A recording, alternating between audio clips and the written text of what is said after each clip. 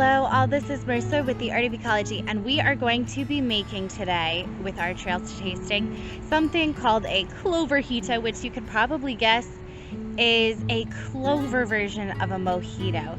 So we will be using these, which are known as a clover cover crop and should absolutely be kept in your lawns, in your gardens. These are such beneficial little flowers for so many reasons. First off, they are so important for pollinator species. They provide valuable sources of nectar. They also help to be kind of like a natural fertilizer in the fact that, like dandelions, they have a pretty long taproot. So these flowers, their root is going to go deep, deep, deep into the ground and help to pull up nutrients. It also is really good at, when combined with bacteria and the mycelium and all the stuff, the good stuff in the soil, they help to fix nitrogen, meaning that they turn excess nitrogen, little nitrogen bubbles that collect in the soil and the air, they help to turn that into things that plants, all the plants here in your lawn, in your garden, will be able to use as valuable nutrients. We've got a couple different types of clover, so let's figure out how to identify them and what sort of clover is going to be the best in our Cloverjito cocktail. So this clover, you can see with their little tops here, the little florets, you can identify this clover by looking for the top florets and then looking at the leaves. Their scientific or Latin name is trifolium. So look at its foliage. 3 leaves, trifolium. So we're gonna look for those 3 leaves to make sure that we can identify them. And you may also see that there's kind of like a white line or a pale green line going through the middle of these leaves. And that's how you can identify the clover. Again, you can see those 3 little lines and the 3 little leaves. You can find these in fields, on roadsides, but mainly in open grassy spaces. They are a common lawn weed, although I wouldn't call them a weed because a weed is a plant in the wrong place, and this absolutely is in the right place.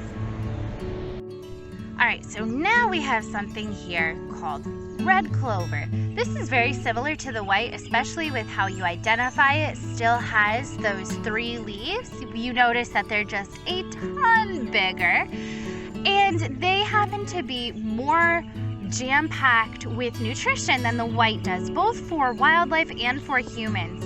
For humans, this is often used medicinally. It acts as an expectorant and a decongestant.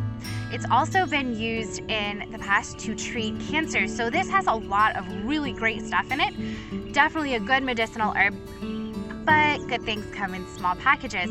So if you are pregnant or breastfeeding, granted, you're probably not going to be using a DIY cocktail video in this exact moment, but just in case, red clover has something called an isoflavonol, and that can not be great for women who are pregnant or who are breastfeeding.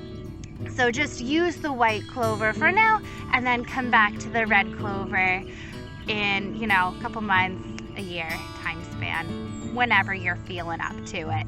When you harvest clover, you only are gonna want the tops here, and you can just pinch those off to get the top of the flower. This is what we're gonna use for our cocktail. Each of these florets contains the very sweet nectar, so we will use those to muddle into our drink along with the mint and the sugar for the mojito. All right, we have our clover, white or red variety. Here you can see the 2 side by side. And now we are going to create our Cloverjito. So we need white sugar. And normally in a mojito, we can use 2 tablespoons of sugar as we muddle our mint leaves, which I picked from my garden. But because of the sweetness of the clover, I'm going to reduce that to just 1 tablespoon of sugar. Then I'm going to pick the florets off and add it to my sugar.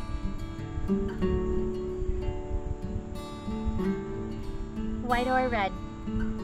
Take your pick.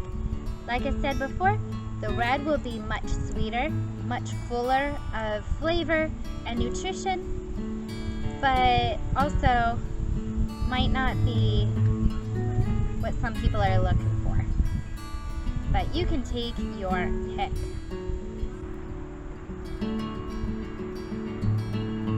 With 3 red, 2 white clovers. You really want to make sure when you pull the florets off that you get those little tubes, all pieces of it, because those little tubes are what actually holds the nectar. Alright, I'm going to start the muddling. You want to really grind those petals into the sugar.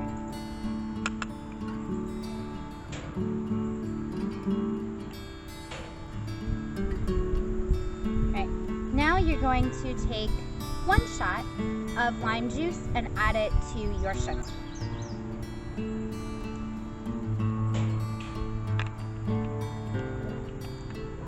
Now take your mint leaves and add that to your muddled mix.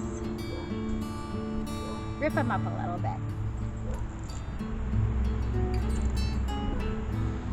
Already smell the mint.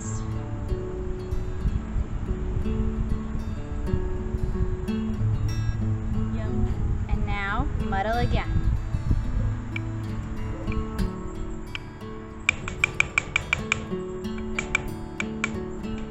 Then pour it into your glass.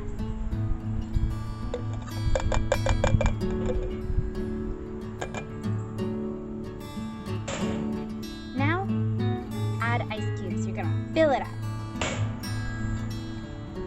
Add 2 shots of rum.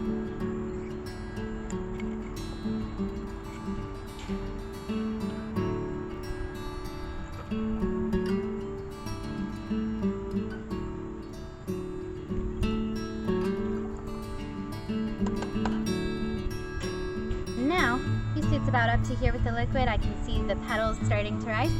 Top it the rest of the way off with your club soda.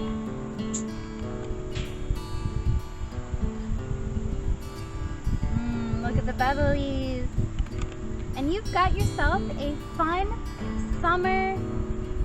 springy summer mojito using Natural Bounty.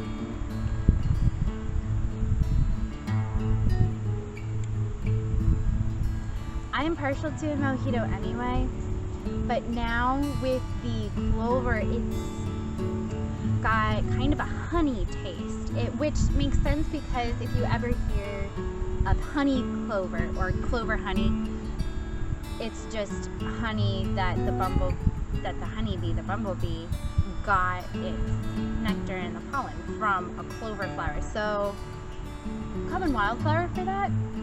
So it makes sense it would taste a little honey-y. But it's good. Getting warmer. It's like a hoodie. Getting warmer. So here's to summer. Thank you so much for watching. This is the last Trails to Tasting for this season. So thank you so much for watching and for being a part of it. Cheers to you. Did you love this session, this entire spring session of Trails to Tasting? I hope you did. But while we might not have any more Trails to Tasting coming out, you can still subscribe to this channel and stay tuned for all of my wonderful goodness and learn more about the various programs and other activities that I do throughout the whole entire year.